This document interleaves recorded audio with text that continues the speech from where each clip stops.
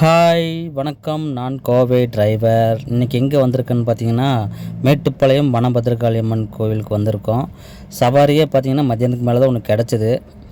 அண்ணா பார்த்து போங்கண்ணா. Bus driver horn அடித்ததுமே ஓடிட்டார்.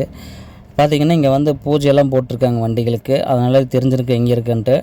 நம்ம வண்டி பாருங்கள், நம்ம வண்டிக்கு பேர் வந்து சிட்டுன்னு வச்சுருக்கோம். எப்படி அழகாக நின்றுட்டுருக்கிறது. பார்த்திங்கன்னா மதியானத்துக்கு மேலே வந்துச்சு சவாரி எடுத்துகிட்டு அப்படியே வந்தால் இன்றைக்கி அமாவாசையோட்டிருக்கு, சரியான கூட்டம். வண்டிக்கு பாருங்கள் எக்கச்சக்கமாக நிற்கிது. இந்த கோயில் தெரியும் நினைக்கிறேன் நம்ம மக்களுக்கெல்லாம். நல்லா சக்தி வாய்ந்த கோயிலுங்க. இங்கே வந்து கிடா வெட்டி பொங்கலாக வைப்பாங்க.